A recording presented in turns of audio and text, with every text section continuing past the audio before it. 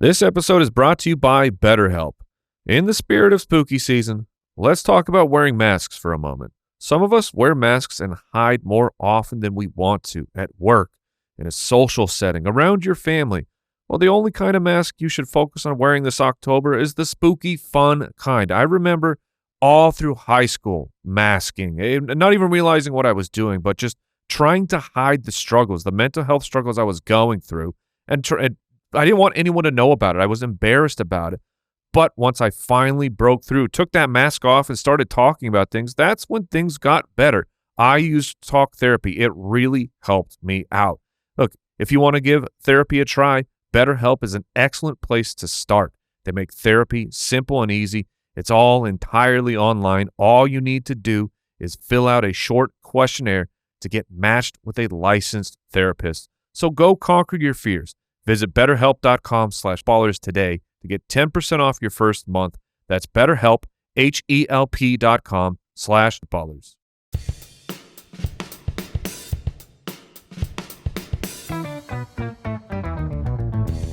What happens when three buffoons give life advice, explore unrealistic situations, and give random topics more thought than they probably deserve? It's the Spitballers Podcast with Andy, Mike, and Jason. Bow wow, a woof woof, a meow meow, and then the roar.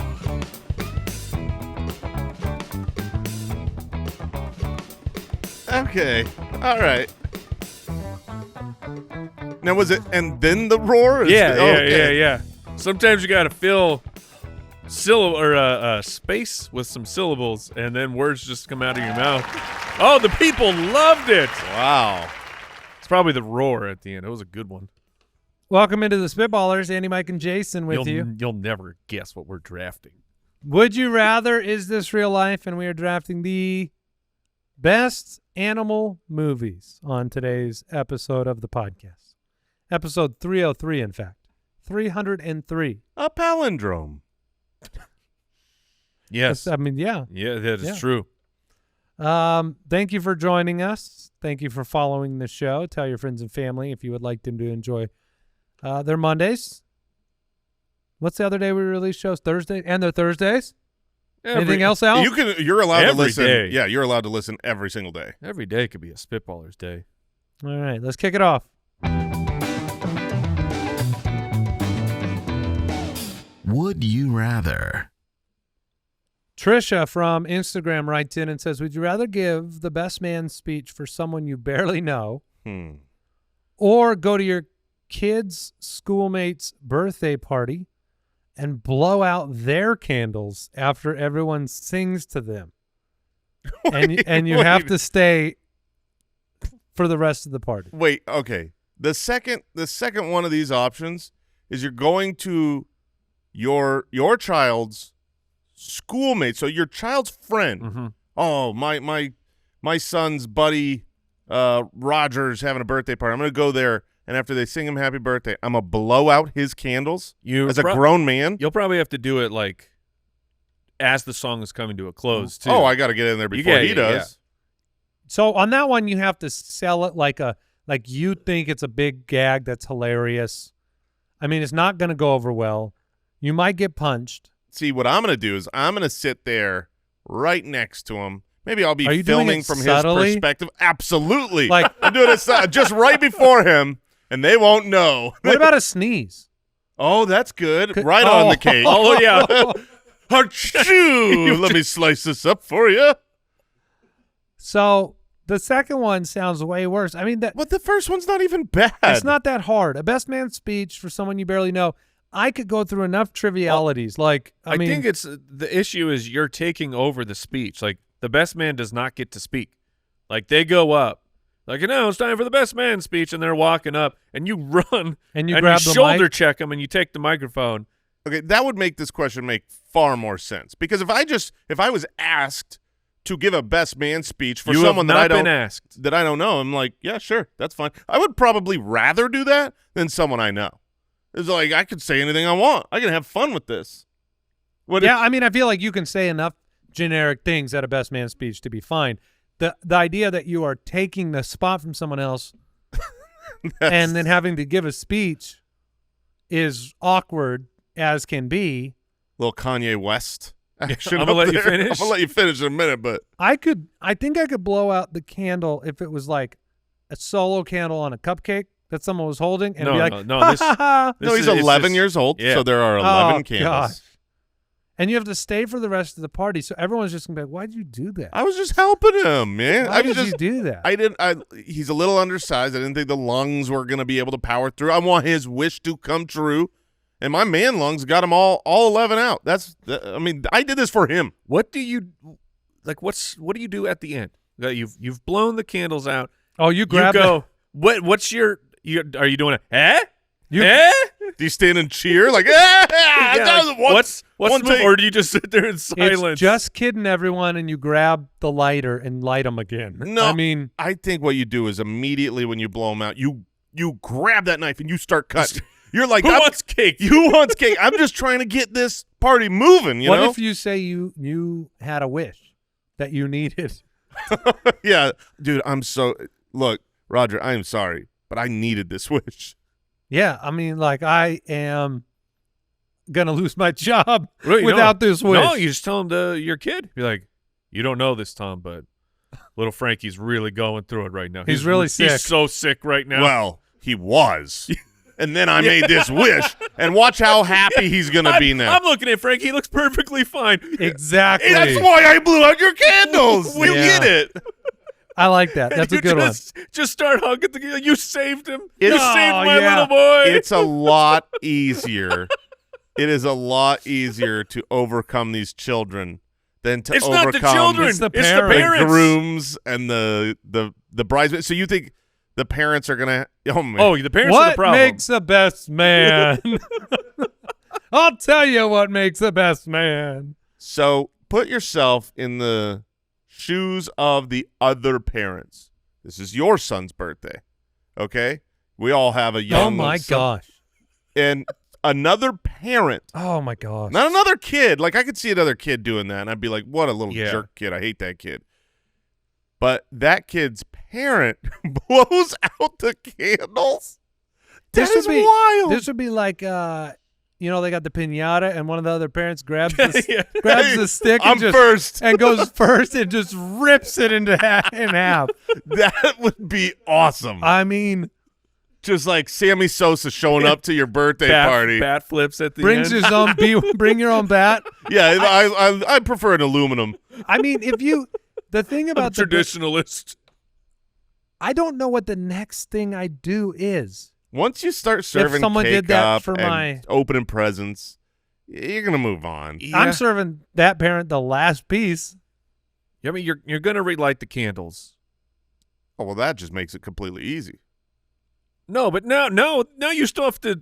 Everyone has to sing again. The awkwardness is still in the air of this person just blew out the candles. Man, this is a great question because they are both awful. I think I could. I guess I'm doing the best man speech.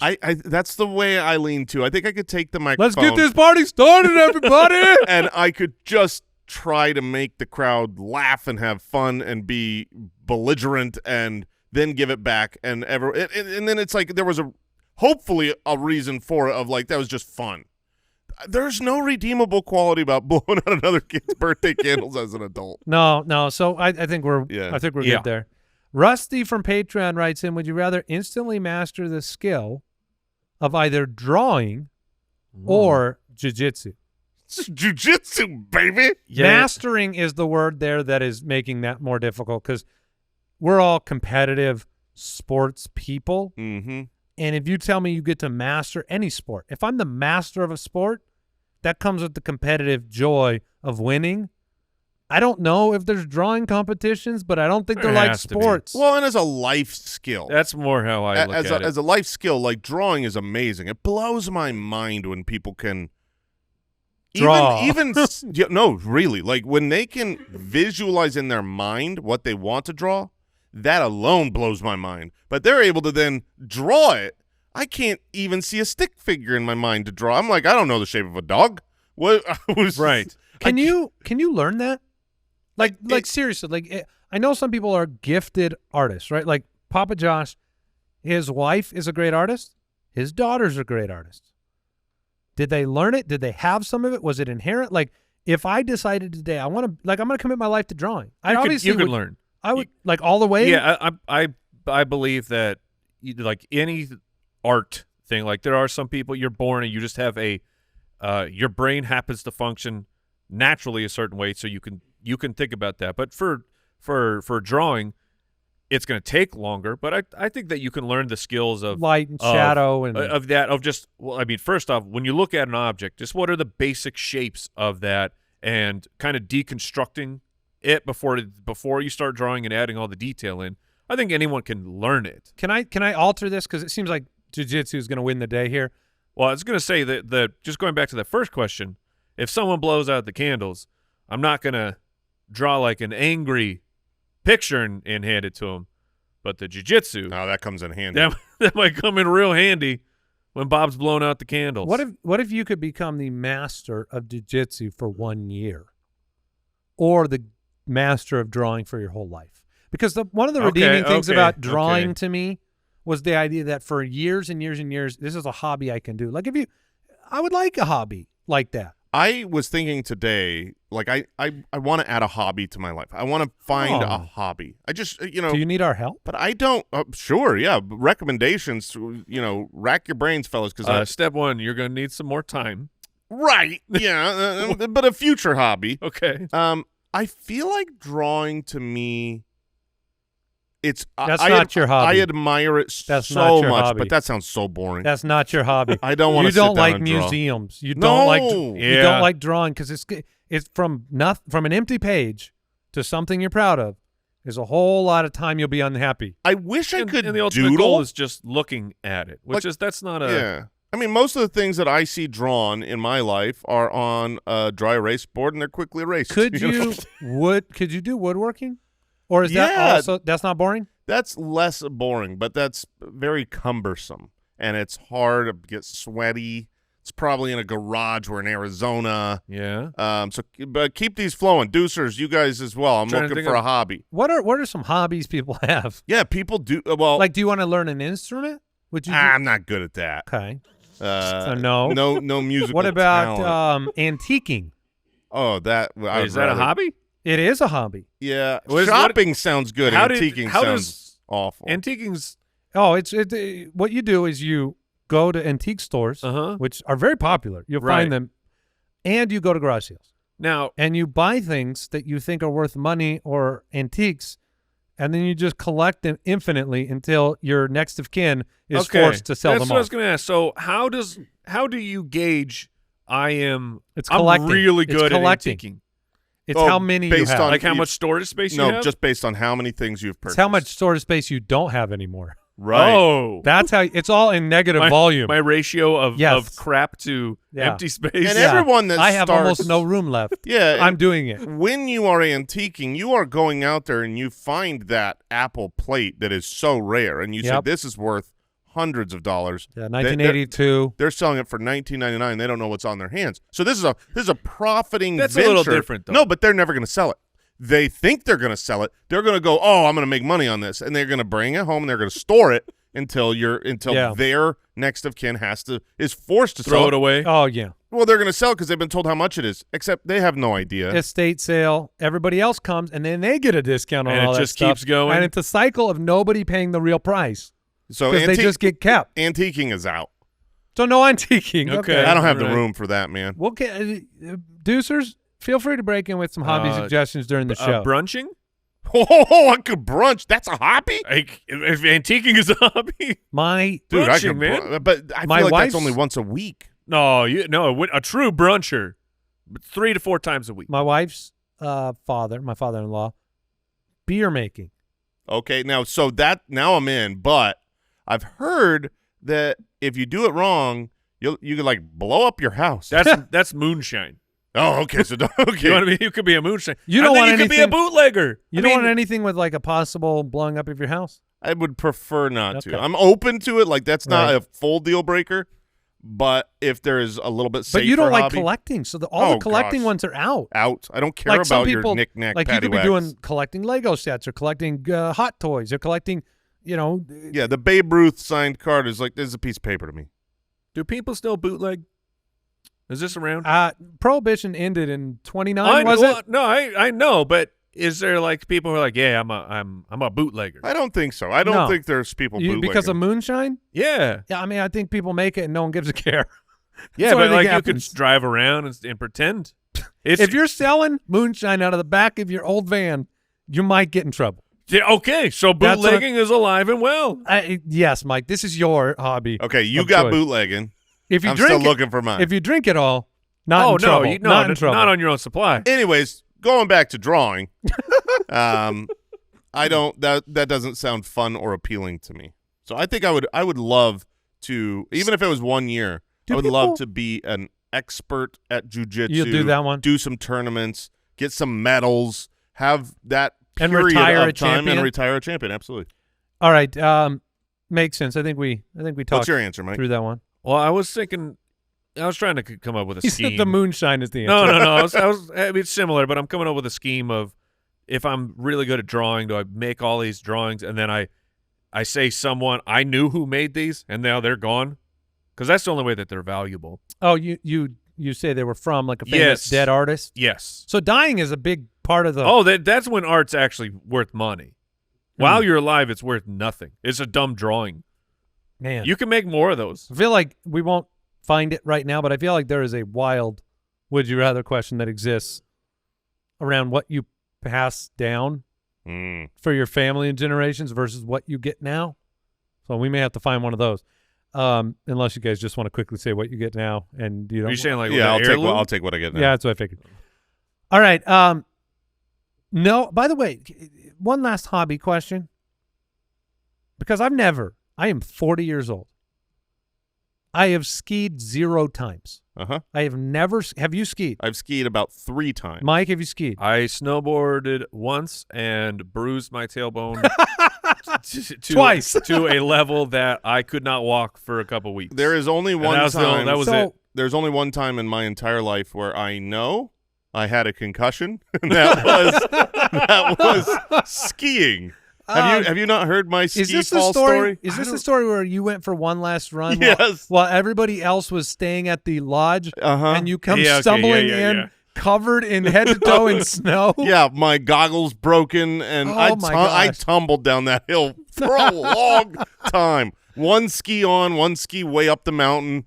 I mean, I was brutalized, and then I remember just standing there thinking, I don't know where I am. If you have no former experience, like when you're young, of like skateboarding, I bet even surfing, just any sport where you learn to balance yourself. Now I feel like I'm just asking, can I start the hobby of skiing? Can I become a skier at 40? Because I think ligaments.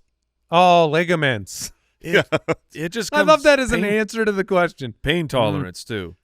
But what about just cross country skiing? Oh, sure. Oh, yeah, you can do that. Yeah. That's called walking. Can I become a hiker? Yeah, no problem. All right. Noah from the website. Would you rather always stand in the elevator with your back to the door or always pull doors shut behind you even when you know that there are other people walking up to them? That second one is so hard. I mean, we've talked about the nice, casual, social norms of holding a door for someone, and I'm the type where it's like, I hate when I'm walking to a restaurant and I see someone far away because I can't do it. I can't walk in and let that door shut. But now I got to stand and wait for grandma over there to like 45 do you seconds run into later. Those situations and you stand there and you wait? Stand and wait. What do you do when that situation happens and the person doesn't take the social responsibility of then taking the door when they have a group of people? They walk through and they all walk past you. Oh, man. Do you know what I mean? The social norm is I held it for you. No, you take over. That next family takes over the door. Have you had them, though, where they go right through? Oh, yeah, of course. Like I'm a permanent door holder. At that point, you start greeting each one of them like you were asking for tips. You just say, hello, welcome, enjoy your stay. Right this way. I've got this. You just follow your group. Do you hold through that family because of your obligation to the next family? Because if you're not handing to the one that just walked right by you, then you have to hand to the next family. Personally, everyone's different. If I was there and there was just, let's just say, an endless line of families and no one was willing to take the door from me, they were just thanking me for holding it for them, I would die there. That would be. I'm just waiting for the restaurant to close at that point in time. All right. Yeah, that does happen though. People don't take it. What was the first part of the question? The elevator. Standing You're back to the door. That's just arms crossed. That's a funny visual. Do they have to walk by you then? Yeah, I mean, imagine being the person that opened the elevator. I'm going up a and flight, you see a back? and the door opens, and someone's standing with their back, just alone. Just standing with their back to me. Oh, that's a good point. I didn't even think about being alone. Do they get on? Would you walk on if someone is okay? I've been waiting forever. Elevator finally shows up. There's a man, and he's got his back to me. He's all alone. I'm not getting in that elevator. I would say, is this available? I think I would squeeze on. I would wait for a second for him to turn around or acknowledge me. What if his legs were spread to completely block the entrance? Well, then I'm not getting on. But he said, yes, you can come on. You just have to climb through. No, you have to tunnel tag. You have to crawl through his legs. No, thank you. But he's dressed really nicely, and he says he's an employee. But it would be really funny. So let's say he's just off to the side a little bit, right? He's not blocking the door at all. Okay. He's over by the buttons, but still in the walkway a bit. Yeah. Back is to you. Let's say he's in a suit. The door opens. You wait for him to turn around, acknowledge you or whatever, but he's not. But the rest of the elevator's empty. So you're like, okay, I'm just going to walk past him. I walk past him, and I turn around. Are you hoping this guy has a giant smile or a scowling frown? Like, what is more? What are you expecting when you turn around? Like, because I think if I turned around and this dude had an ear-to-ear smile, I would run off that elevator. Yeah, I've seen that movie. I'd be like, what did I walk into? I would rather him scowl and be like, because that's what I would expect. Like, he's just an upset guy in his own world. Yeah, but then he's mad at you. He's not mad at me. How about he was mad before I got on the elevator. How about you have to be the guy, you get on an elevator, you're the one that's standing in front of the door with your back, but you're going to the top floor. So every person on every floor has to walk right by you. That would be tough. Yeah. So in this would you rather, we are the weirdo standing with the back to the elevator door. Or you're pulling the door shut behind you. Well, that one's out for me. The problem with that one is so many of those doors don't close fast. Well, no, that's why it's pulling. They're like the pull wind, wind. That's the point. You're pulling against the hydraulics. Draft. Yeah, the draft of it or the hydraulics. Yeah, you're like, no, you don't get. This is the opposite of holding a door for someone. This is shutting a door on someone. This is I pull. This was for me. I would say can't let the AC out when I'm doing it. I would say that over and over again. The problem there is saving energy. Oftentimes when you're walking into, say, a restaurant, that's the most common place I think of with door holding. Yep. Is 3 steps into the building, you stop in a line waiting for the host to stand. So you're going to walk in here and you're going to shut that door on someone, and it's not like you can run away. No, it's like they're going to open the door and you're waiting right there in line. Man, I can't do that. So I'm going to be a backwards elevator guy. Yeah. I'm going with that too. Okay, yeah, the door closing one is just pretty egregious. All right, Al, are we moving on, or we got time for one more? Let's move on. All right, let's do it. What's going on, Spitwads? I want to talk to you about something I'm excited about. Finally ditching the flip-flops and the shorts in the summertime and the heat and jumping into something more, the cozy winter sweaters and jackets and all that fun stuff that I picked up from Quince. Quince offers affordable, high-quality essentials for any wardrobe that includes the seasonal must-haves like Mongolian cashmere sweaters from $60 and affordable pants for any occasion. Quince only works with factories that are using safe, ethical, and responsible manufacturing processes, along with premium fabrics and finishes. I picked up some great stuff on Quince. I even picked up a pair of sunglasses on Quince, which has benefited every drive into work for the last several months. And Quince items are priced 50 to 80% less than similar brands, so you can update that look, get ready for the wintertime without breaking the bank. Upgrade your wardrobe with pieces made to last with Quince. Go to quince.com/ballers for free shipping on your order and 365-day returns. That's QUINCE.com/ballers to get free shipping and 365-day returns. Quince.com/ballers.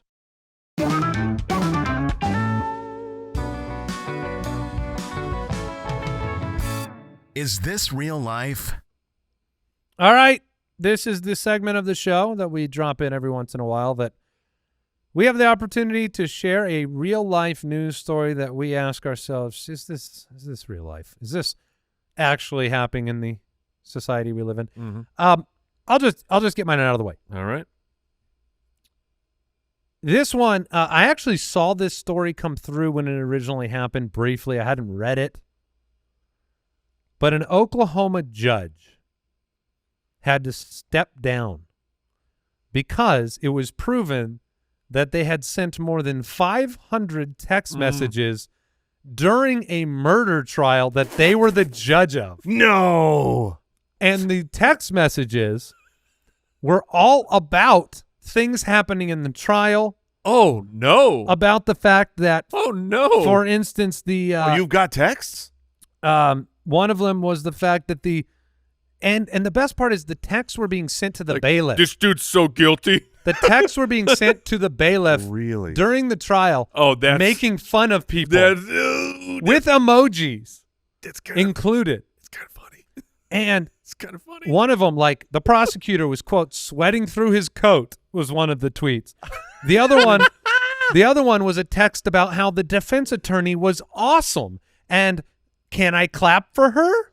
Look, we have done things where the three of us, or maybe more of us, we will be on a video meeting with other people. Yep.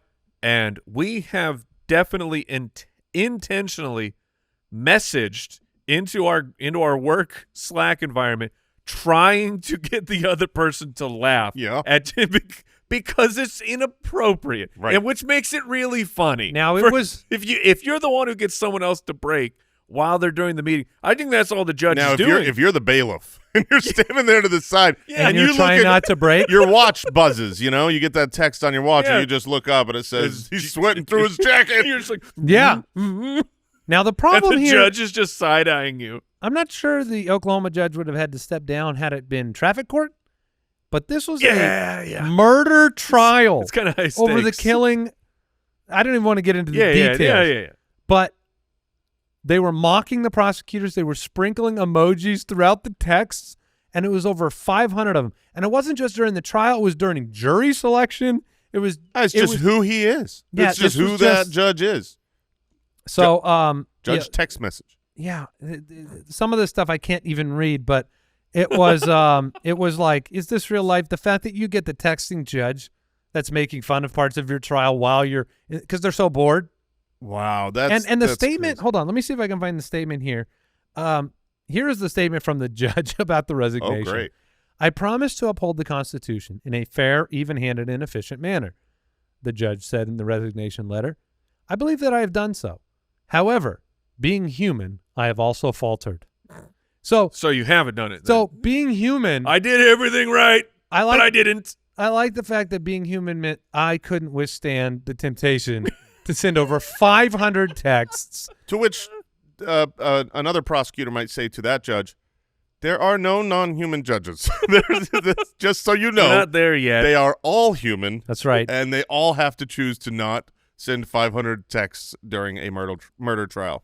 Okay, well, I'm sorry that's real life. That is real life. I'll go next year since you had a murder trial and mine deals with an unfortunate death.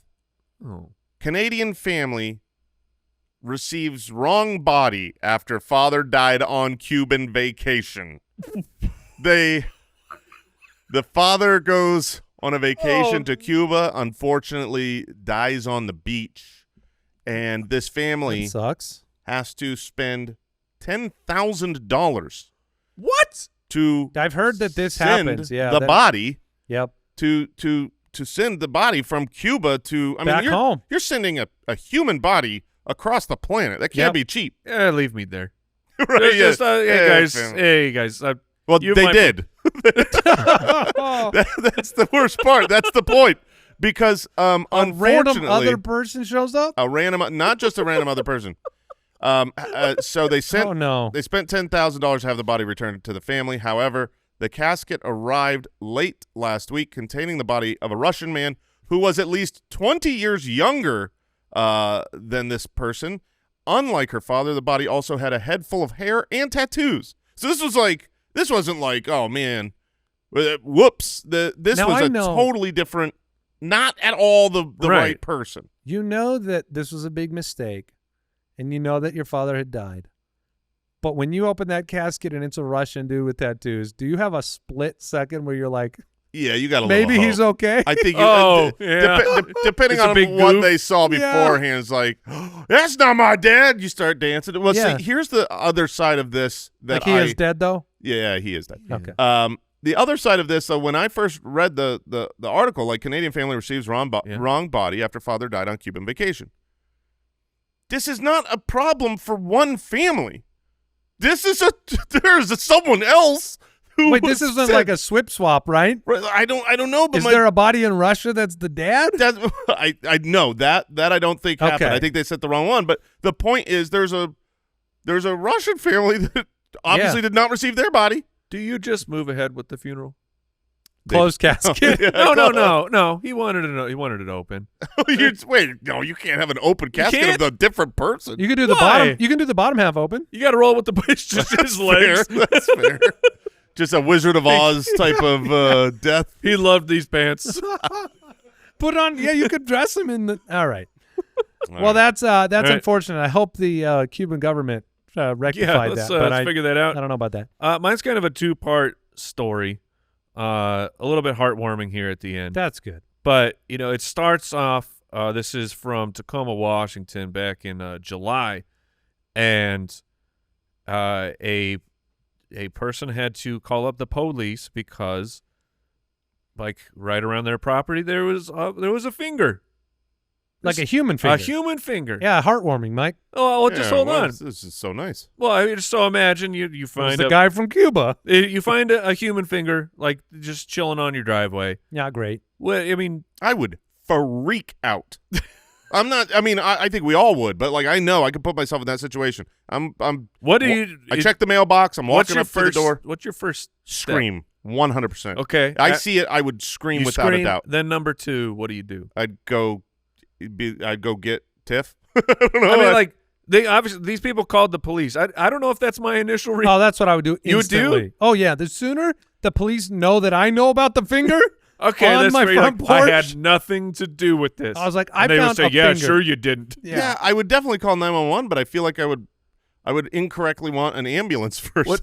For you? No, I mean, someone needs an ambulance. They're missing a finger. Well, send paramedics. I found a part. There was no blood around the finger. Huh. So you wouldn't just like keep kicking it till it's on your on my neighbor's land. Yeah. You broom it over. No, not my problem. But anyway, so this became a story in the local news, and then the guy called in. Wait, what do you mean? The dude missing a finger? Yeah. Has anyone he like a lost and found?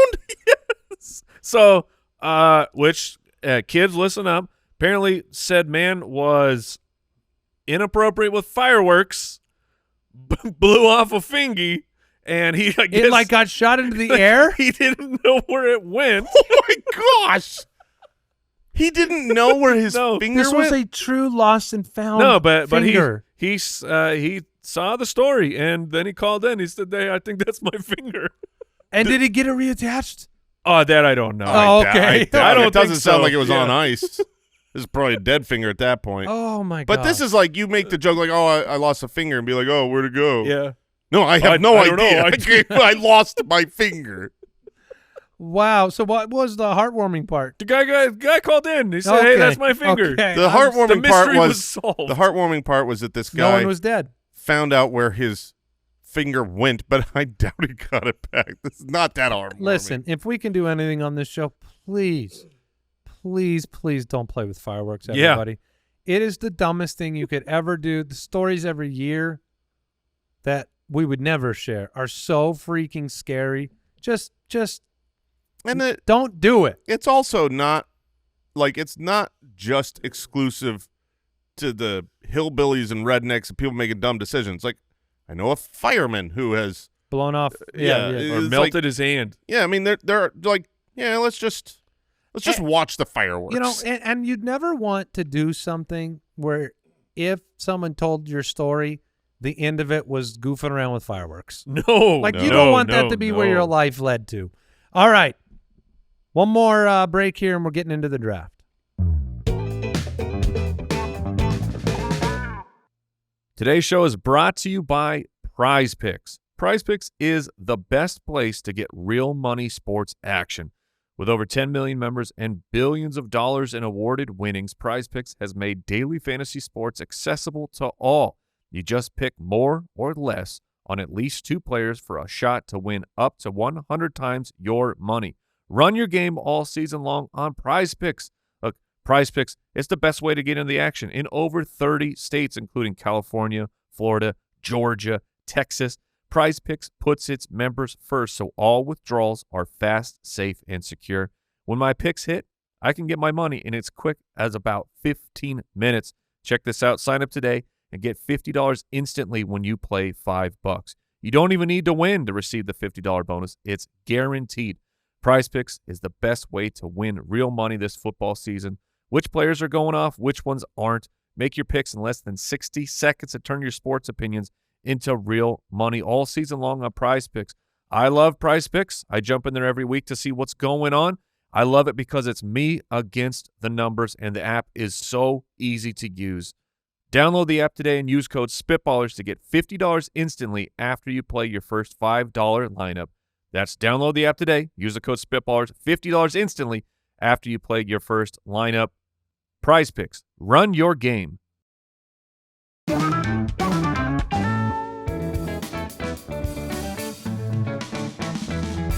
The Spitballers Draft. All right, we are into our draft for the day, which is the best animal movies. And we have decided, this has to be a movie where the predominant theme or character is an animal. Now, we have included, or we're allowing animated films.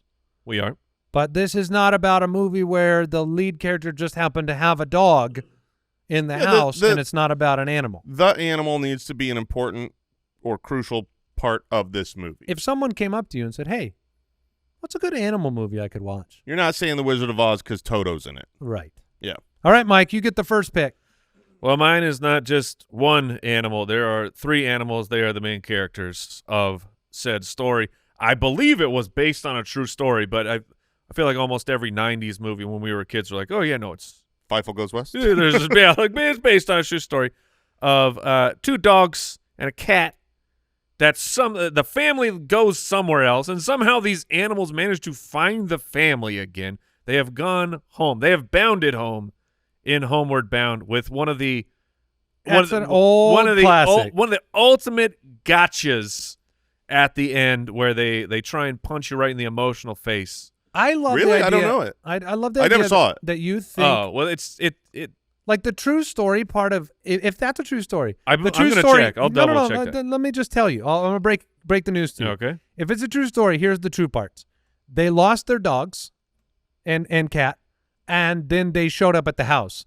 All the story of there's no way to. Oh man, it's not even based on a true story. Mike, all the things pick. All the things that happen in the movie are 3 animals. They can't account for their whereabouts to you. Here's the thing. They didn't write a story about them crossing the river. But they just showed back up at home. I literally just, as I'm trying to find my is this true life story, this happened with a cat. Like this just happened that the cat got lost in a one of the national parks. And the people looked for days and couldn't find it, so eventually they had to go home, back to California, and then the cat found him. That's insane. So, like, this has happened, but apparently this one, like I said, now let me ask you this. Don't they talk? In Homeward Bound, do they talk? Yeah. Do the animals talk 100%. in Homeward Bound? Yeah. But it's not based on a true story. They talk to each other. The humans don't understand what the animals are saying. Yeah, and there's no, like, lips moving and stuff. It's almost like it's in their head. Wait, hold on. The AI overview of the Google search says it's not based on a true story. But then then down here, according to Oakland Veterinary Referral Services, the popular film Homeward Bound is actually based on a true story. It's based I don't know anymore. It's based on a true story because of the fact that a dog has been lost and found their way home before. Yeah, but this all was the little 2 dogs. all and the a cat. hijinks that they go through in the movie, we know nothing about. Okay. All right, Homeward Jason. Bound. I'm gonna go a little bit more well-known, popular, awesome. It is also coming out soon again in live-action form. Taking The Lion King, man. Okay. The Lion King is It I think the best. already did come out, but that's That fine. was a Oh, for real? long time Wait, ago. you're real? thinking of the Like, new. There's a new Scar. years ago. There's a new that's Scar what it is. movie. Yeah, The Lion King is when I think of like the movies that I actually enjoy that are animal based, like that's the first thing that comes to mind. Yeah, Lion King is a top tier Disney movie. It would have been on my double picks here. All right, my first one. You guys decide if it's okay. I think I have 2 picks that you're not going to want me to make, Okay. or that you're going to feel like don't All right. fit the mold. All right. But I think they Let's hear both it. do. Pet Cemetery is about animals. You're Yes, fine. yes. Pick number 1 is Jaws. Yeah, that's fine. It's on my list. Pick number 1 is Jaws. One of the greatest movies ever made. Central character, Jaws. Yeah, I mean, if the name of the movie is the animal, Yeah. okay, we'll allow it. Now my second one, I had to Google this because I'm dumb. I had to Google, is this an animal? Wait a what? This What? is exciting. I can't wait to find out what. Yeah. And you can veto it. I'm giving you just quick veto it. It's Okay. fine. Jurassic Park. Oh, man, And because when I Googled now I'm getting a nod. That's an animal movie. That's it is a is. dinosaur an animal? Yes is the answer. Yeah, 100%. I mean, technically speaking, human beings are animals. Right, yeah. So Braveheart. It's about humans. Well, actually. Well, that's what my son does all the time. Actually speaking. Sure. I'm Sure. not- I mean, to me, it's this is my fabulous too. And Al Borland, you're in on that? I'm in on it. All right, Jurassic Park it is. Wow. I don't like that pick, but because it's a great pick. You know what I'm saying? Like I'm just you- upset that you got it because I Did feel you like know dinosaurs were animals? I did know dinosaurs were animals. I'm I just having a didn't- hard time with knowing what an animal is today. which is incredible. I just feel like, What else? Let me just throw this out there. If it wasn't an animal, what would you have called it? a dinosaur. Okay, that's I it. thought dinosaur might have been at the top level, Like an animal dinosaur. Genus dinosaur. Yeah, like dinosaur. Is this common knowledge for everybody back there? What would you think a crocodile is? Reptile. Would you say that? Okay, what do you think a reptile is? An animal, Okay, all right. a dino animal, dynanimal. Everybody back there knew they were animals. Yes. We Of got some- one. of We got some one kind. that wasn't All right. sure. Well, look, I'm gonna go kind of on the tail of that in the sense that this is not a currently living nor ever living animal, but definitely an animal without a doubt. I'm going How to Train Your Dragon. How to Train Your Dragon Ooh. is a wonderful movie. Wait, we're accepting Jurassic Park, but not How to Train Literally, Your Dragon. dragons don't exist. Yeah, is there a- That's not an animal. Are there dragon fossils somewhere? Wait, that I wait, missed? Yeah, they don't exist. Okay, so let Dinosaurs me exist. ask you this: so you're saying a unicorn's not an animal? Correct. My Little Pony, those that's not an animal. That's not a show about a girl's animals. The I mean, that's not the worst. okay, no, That's not the worst That's argument. a decent argument. It's a good argument. You know what?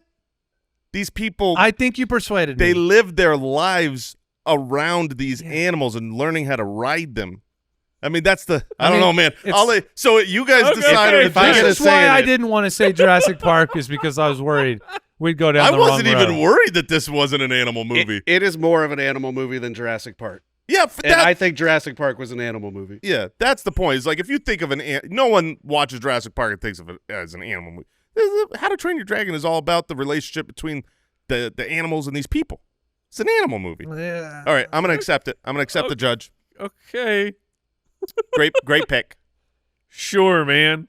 Mike's is the only true animal movie Yeah, so you know, far. that's fine. Let's keep that. We'll keep it rolling. We're going 90s style. Free Willy, Yeah. baby. All right. Free Willy. I thought I'd take it later. Free Willy. I mean, how many marine biologists do we have in the world because of Free Willy? Honestly, the end of that's true. SeaWorld has to be in part because of Free Willy. Like that was like our love for the orca whales, and then we saw how sad they are with their dorsal fins tipped over, and we said we shall not stand for this anymore. It took a while, but we grew up and we got there. So wait, is the only Also, that Michael Jackson song, that thing rips. So all the other animals Hold me. Don't stop there. Jordan. That is a good song. And that movie was very good. And that, animal movies were big in the 90s. Yes, they were. And so that's a great pick. It was on the list. I've never seen it. If animals. What is going? Where did you grow up, dude? I didn't like and animal you didn't movies watch growing Mighty up. Ducks. Homeward Bound. Yeah, Free Willy. This that's is trouble. insane. That's trouble. I He was watching was watching Braveheart. I was watching older movies. He was older. He was much older. So if we had other animals that had dorsal fins, though, they could get out. Is that what we're saying? No, well, Is the dorsal fin the only thing that really well, the dorsal fin. Like if a monkey's tail went sideways in captivity, we would have let it free? Well, the monkeys have Is a that lot what more they're- space. The problem is that the orca whale is gigantic, and we're like, So you're cool. here's a pool. Like, would you expand the pool until the fin straightens out? Hey, if we can get there. I mean that's like a lake. You know what I mean? Like if you put an orca in a lake, that might be good enough. Yeah, I don't know. The lack of seawater will probably die. Well, I'm just saying Salt Lake. Like the city. All right, Mike, you get All right, another pick. I'm still up here. Jason wants to put all the whales in freshwater lakes. I it. am going.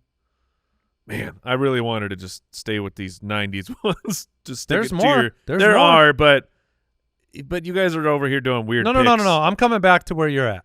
It doesn't matter. I'm taking Zootopia. Oh no, that was my next pick. Zootopia. So good. Is that a good movie? It's so good, It man. is. It's so good. It is an outstanding movie that does not get enough credit Did for they like make the more animated. than one of them? Currently just I the don't one. think so. Yeah. So that's they- surprising. They might It be is. doing. There might be a sequel, but just the. It's a good movie, huh? Oh It no, is. it's fantastic. The main characters are so good. I'm trying to think of who's the Fox voice. Jason Bateman. Yeah, Jason Bateman. Oh my gosh, I love Jason Bateman. Interesting. All right, Jason, you're back up. All right. Well, Zootopia was next on my list. I think it is a really underrated movie. So now I'm trying to think what is either nostalgic or classic or just popular. I've seen a lot, or what is the best? Because I've got three movies I'm deciding between. It's either nostalgic It's or called classic. Best Animal Movie, so you should go with the Okay. best. Well, if it's the best, then I'm going to take that next because it is the best animal movie. And no one's going to pick it here. Yeah, here comes some Bigfoot movie. So I'm going to go with Finding Nemo. Okay, I'll go That's under the fine. sea. that's fine. Andy, are fish animals? They're fishes.